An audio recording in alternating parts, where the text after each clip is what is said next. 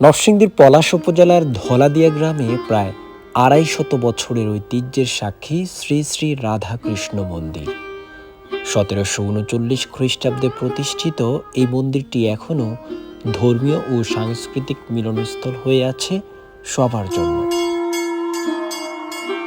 বছরে মনে করেন ৩-৪টা অনুষ্ঠান বড় বড় হয়, যেমন দুর্গাপূজা হয়, আমাদের লক্ষ্মী পূজা হয় আমাদের এই মন্দিরে।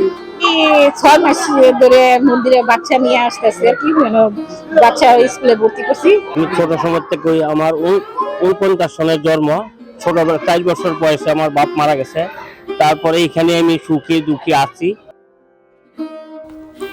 শুরু হয়েছিল ছনির ঘর, পরে টিনের ঘর, ইটের ঘর। সময় বদলের সাথে সাথে এখন এটি দাঁড়িয়েছে স্বর্ণালী রঙের রাজকীয় নকশায়। শুধু হিন্দু সম্প্রদায় নয়, নানা ধর্মের মানুষও এখানে আসে মন্দিরের সৌন্দর্য দেখতে।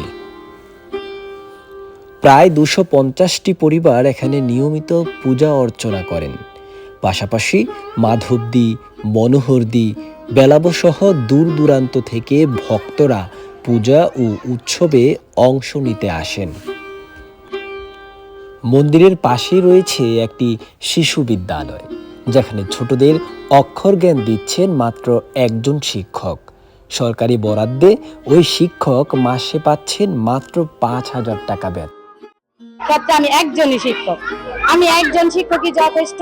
আমি ৩০ জন বাচ্চাকে কন্ট্রোল করতে পারি, সমস্যা আমার হয় না। বাচ্চারা আমার সাথে খুবই আন্তরিক।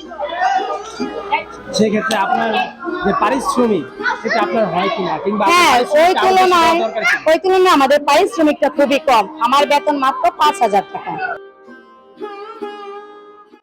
ঐতিহ্য ও সংস্কৃতির এই মূল্যবান নিদর্শনটি টিকে থাকুক যুগের পর যুগ, এমনটাই প্রত্যাশা ধলাদিয়া গ্রামের মানুষদের। শুধু ধর্ম নয়, এ মন্দির গ্রামীণ ঐক্য ও ঐতিহ্যেরও প্রতীক, যা সবার যত্ন ও সংরক্ষণে আরও উজ্জ্বল হয়ে উঠতে পারে।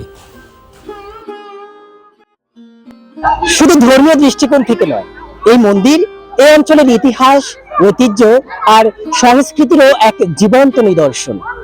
ভবিষ্যৎ প্রজন্মের কাছে এই মন্দির শুধু উপাসনার নয়, বরং এক শেকড়ের গল্প হয়ে থাকে। এটাই আমাদের প্রত্যাশা। শাওন আহমেদ সাদ, নরসিংদীর পলাশ।